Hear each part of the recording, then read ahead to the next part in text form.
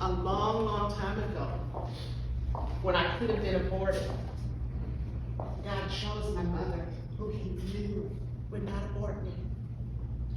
Because he knew I had to be here today. Yes. And so when I wondered why was my mother made it so clear. I knew she wouldn't abort you even though the circumstances of your birth were not perfect for her.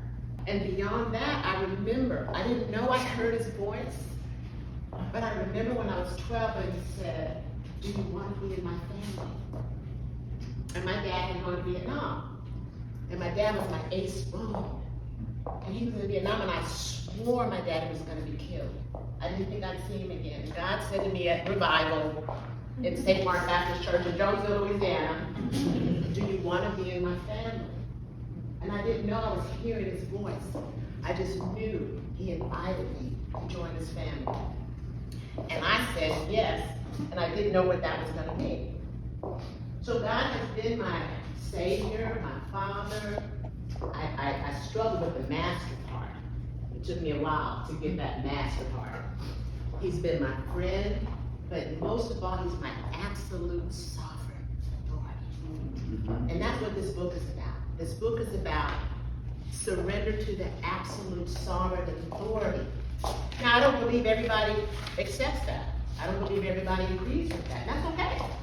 I just know what I believe and what I accept. And at the end of the day, he's my absolute sovereign authority. But the journey for the book started before I got to the book. And the journey for the book started with that little girl. Because with that little girl, I realized early that Satan wanted my child. Any way he could get her. Physically, emotionally, spiritually, any way he could get my child, he wanted to steal her and destroy her. And even the first month of her life, she had some physical challenges. And Walter and I were just crazy because we were so helpless and so new at parenting. But I learned from the get-go that Satan wanted our children. And that hasn't changed. And I haven't stopped fighting. All right. And when she had her child, before he was born, I said to her, time out, time out. All this furniture and clothes and toys is nice, but this is a war. And Satan wants our children. And if we don't fight hard, he will get them. Now, I didn't know this book was coming. I should have, but I didn't know this book was coming. But I knew that I was going to fight Satan, and I was not going to let him have my children. So, fast forward. I write a book. When God speaks, people who hear. Where's my people? My people over there in the chair with their arm on the chair gave the title for the book. She's one of those ones that, well, God told me to tell you this. And then she takes off running because she knows I'm crazy. But she gave me the title for my first book, which was for adults. And then I wrote the book for children. If God wanted to talk to you, would you listen? That's the one we're selling. It's an older book. I'm selling it at a discount today for $10. If God wanted to talk to you, would you listen? But I knew it would be a trilogy. I knew I had to speak to youth. I knew I had to speak to young adults. So this book is the end of the trilogy. Adults, children, youth, young adults. Surrender or explode. Learning to play the game of life God's way. It's a natural. I didn't expect it, but God knew it. And I tell people I should change the title from the authorship from Bernie Roger Lebanon to God.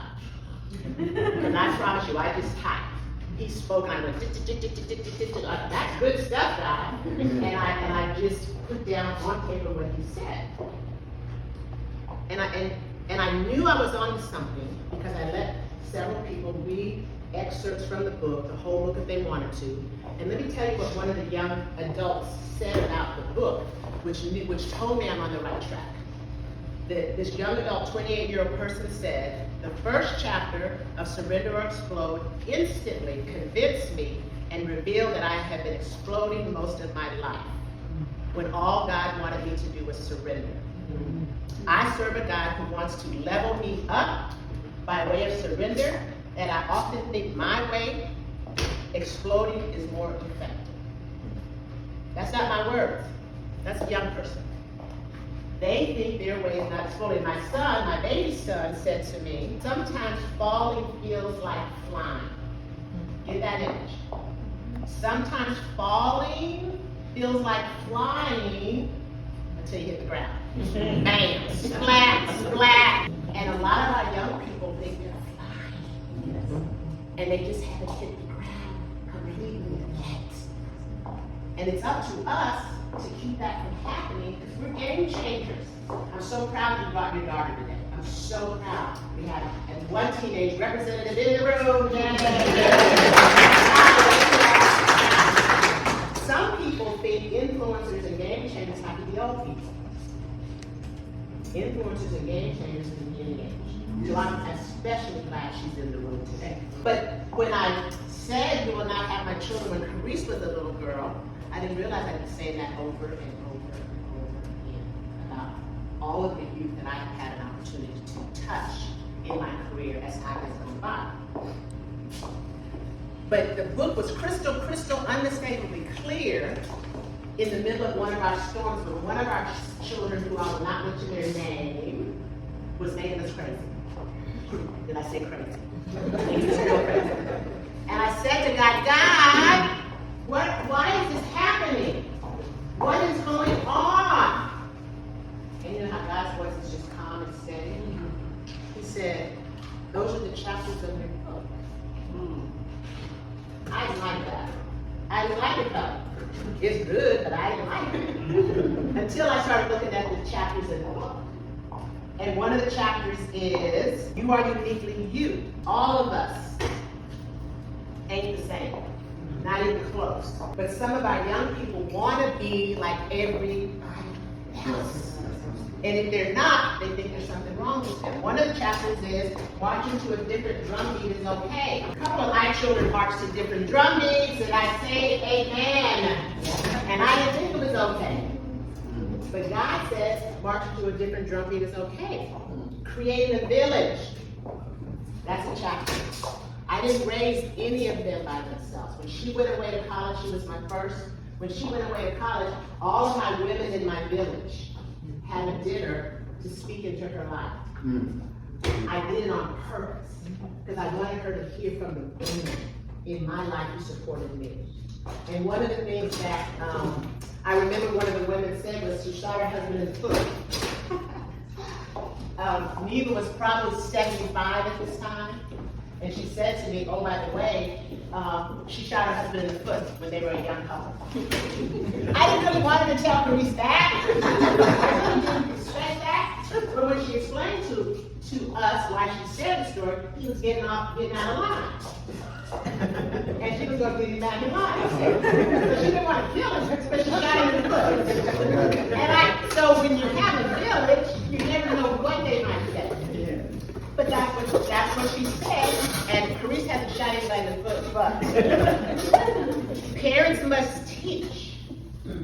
Parents must teach. We can't abdicate our responsibilities to other people. Parents must look in the mirror. Yes. All of my children are me in some ways. Some ways are good, some ways I wish they were not like me. So I gotta look in the mirror. I can't pretend like they just came out of a vacuum somewhere. I have spoken into life, I have poured into them. Have you ever argued with the GPS? That's a chapter. Linda, Tara, what was I doing today? GPS, is this the way you're gonna take me? I didn't think we were going this way. And we just laughed. Because I was living it out, getting here and getting to the high school that I spoke at this morning. And then last but not least, do you have questions that only God should answer? That's the core of this book. Do you have questions that only God should answer? And if you do, then you need to take them to God. Yes. But what we do is we show up and we take them to all kinds of other people before we go to God. And when God gives an answer, we go, rejection. Like I said, I didn't like it when he said these are the chapter titles. But I knew that was the answer. So I could argue and explode and have an attitude, or I could surrender and have a book launch and hopefully start a movement. Because this is not just about a book, ladies and gentlemen. This is about a movement. And I refuse to stand by and watch our young people self-destruct. I got, Cherie said, 5 and 2 halves in grandchildren. I got 2 daughter and a daughter-in-law pregnant. 5 plus 2 halves. They're counting on us. I'm not playing. And if we're gonna make a difference in the lives of our young people, we must come together and collaborate. And there are lots of ways to collaborate, but it starts with relationship. And almost everybody in this room, I have a personal relationship with. But the ones that I don't, they have a personal relationship with somebody else in the room. So we are collaborating out of relationship. And I don't care how good social media is for providing information, social media does not create relationships for real, for real. I may have a relationship with somebody who follows somebody who has a gazillion likes. I ain't never gonna have a gazillion likes. And that's okay. Because I'm not saying things that everybody wants to hear. But I'm not apologizing for not saying things that everybody wants to hear. But I am committed. And I want game changers who are also committed to join the movement and get on board. Game changers can be anybody who cares and wants to make a difference. Let me share one story that culminates all of this for me. I had a young boy in my office. I've worked with not a lot of teenagers, but the ones that I've worked with, the young adults that I've worked with, our relationships have been strong. And they have been able to work through some challenging questions and situations and understanding. And I had a young man in my office a couple of days ago, and I said to him, okay, what is your takeaway? And this young man said to me, what people say about me doesn't define me. What people say about me doesn't define me. I did a speaking engagement this morning for young people. And they were on it. They were listening. They were engaged. But I went there to engage them. I didn't go there to check the box. I didn't go there to just go, hi, I'm Dr. Leatherman, and I want you to listen to me, give you these 4 points, and then I'm gonna go home. Come on. No, that doesn't work. I went there to engage them. I went there with commitment. I went there with credibility. I didn't pretend like, hey, I've always been this successful doctor. I ain't made no mistakes. I ain't ever struggled. I told him how I had to take my licensure exam multiple times, and that woman in black and white did flashcards with me on the phone from California to Louisiana so I could pass my exam. Because I was going to give up. I was just going to be a garbage truck driver. Because I couldn't take that exam one more time. Not one more time. And she said, oh no, you're not. Not on my watch. And literally, I made flashcards, I gave them to her. She asked me the question, I had to answer them out loud. That's commitment. But my credibility came in the fact that I didn't pretend to them I've always had it together, or that I've never made it, or that I've never sinned. Oh my God! But too many people come at our young people as though we've always been perfect, we've never made a mistake, we've never sinned. Baloney! Raise your hand if you've always been perfect, you've never sinned, you've never made a mistake. Surrender or Explode challenges us to tell the truth, to get naked, to be vulnerable, so we can build relationship. I didn't tell them that because I'm proud of it. I told them that so they can relate to me and they can understand the struggles that I had, even though today I'm Dr. Leatherman. I struggled. LSU tried to kick me out so many times it wasn't funny. I had to appeal one time. Because I was out the door. I had not done my requirements. It was time for me to leave. And I had to choose. Am I going to appeal and try to get them to reconsider? Or am I just going to walk away, tuck my tail? Ta-da! I'm here. But it wasn't an easy decision and it wasn't an easy journey. But we have to be credible with our young people. We have to be committed. And we have to collaborate. We can't make them do things. We got to roll up our sleeves and get in the ditches with them to get them to understand where we're trying to take them and why we're trying to take them in there. Now, the book, for those of you who don't know, compares life to video games. If you have to climb levels to succeed on video games, you gotta likewise climb levels to succeed in life. And there are traps, and there are enemies, and there are foes, and there are all of those obstacles. And God told me this week, we cannot, no, he didn't say that. He said, how dare we? He loves to say that to me. How dare we put more coaching emphasis on basketball, football, baseball, and track than we put on life.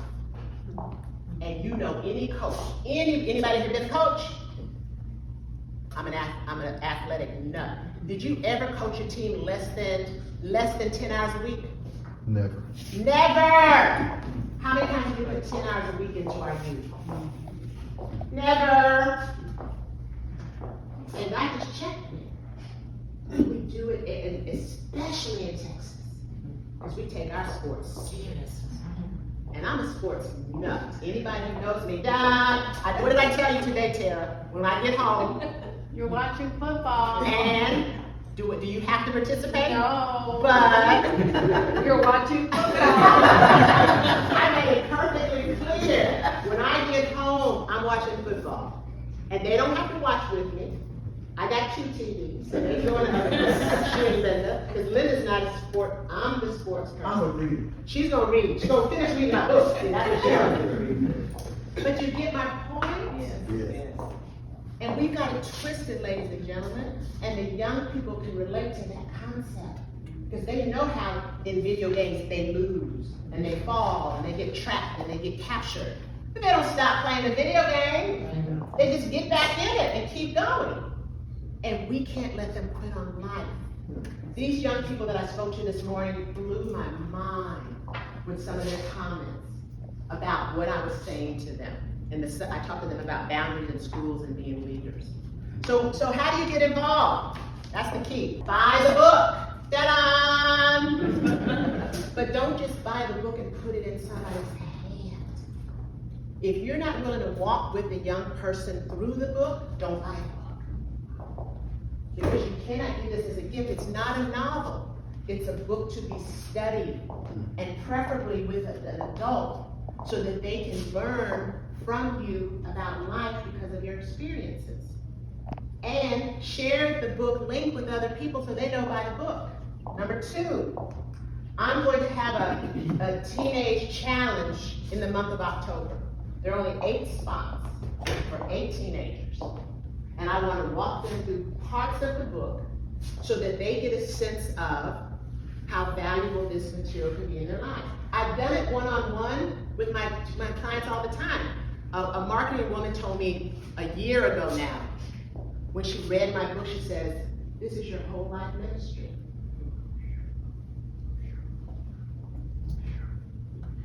I've been doing this my whole life. I had Bible studies at my home. I didn't make my kids read the book. But one of my kids said at one of the Bible studies, we don't need to read the book, we live the book with Mom. They live the book. They didn't have to read the book, they live the book. But this has been my life ministry. So I'm doing this now in a more organized way, but I've been doing this one-on-ones with people and young people, and I've seen the results. And I know the results, but I'm not the teacher, because I don't have the relationship. Other people have the relationships, and they're the ones who have to take it to the youth that they have the relationships with. Number 2. Number 3, join my Game Changer Facebook group. There's a new Game Changer Facebook group. Surrender or Explode Game Changers. Join it. Follow us. Talk to us. Learn from the group. Because I'm going to give you some of the tips. I call them the 4 C's of connecting with you effectively. We connect with you. We buy pizza.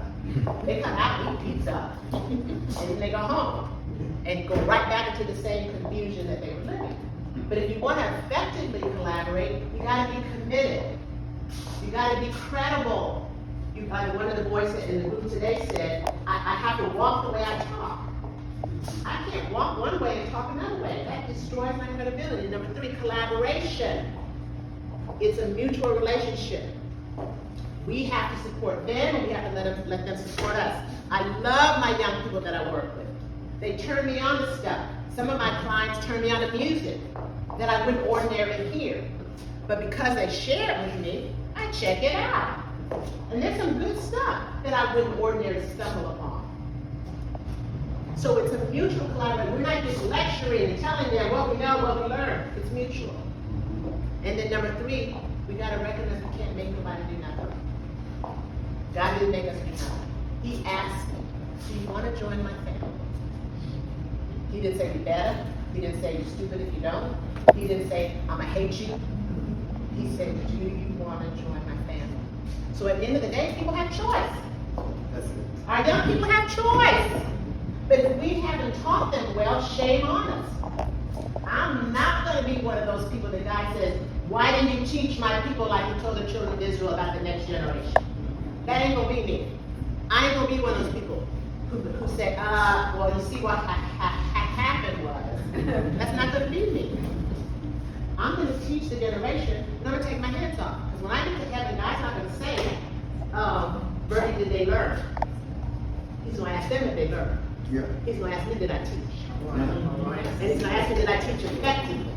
Because buying pizza and standing up in front of them for 45 minutes and reading scripture is not effective teaching.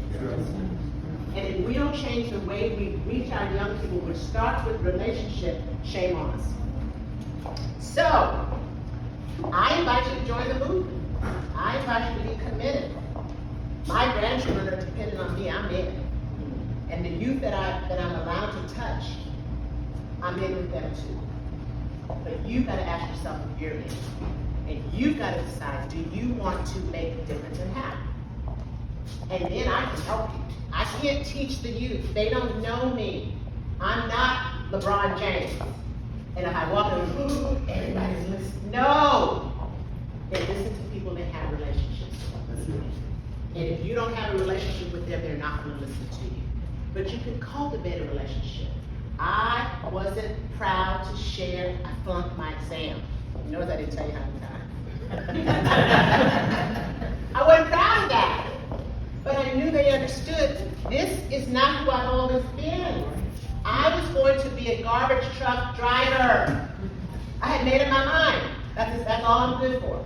I can't pass this stupid exam. And then, God said, little girl, please go sit down. I got you covered. And LSU didn't kick me out. I did pass the exam. And then, here I am. And I think you can tell I'm committed. So when you leave this room, those are 4 things you can do. And the 5th thing is share, spread. Put them in touch with my website, put them in touch with me. I gave you all some handouts about some of the things I said with a little more detail. Share, contact me, ask me questions, ask me what I can do. I'm going to a church in the next couple of weeks to speak to the leaders, to teach them the 4 C's and what that looks like. Because if you don't teach effectively, my daughter's in education. She's an instructional coach. She's tried out for a whole bunch of positions, so I'm not sure.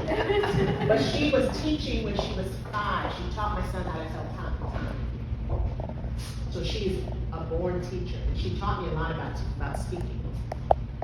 But there are effective ways to speak, and there are ineffective ways to teach and speak. And we got to do a better job than we have done.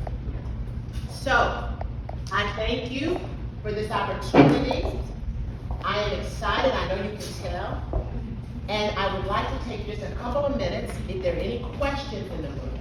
Don't let me go sit down and start signing books, and you really have a question that you want to ask.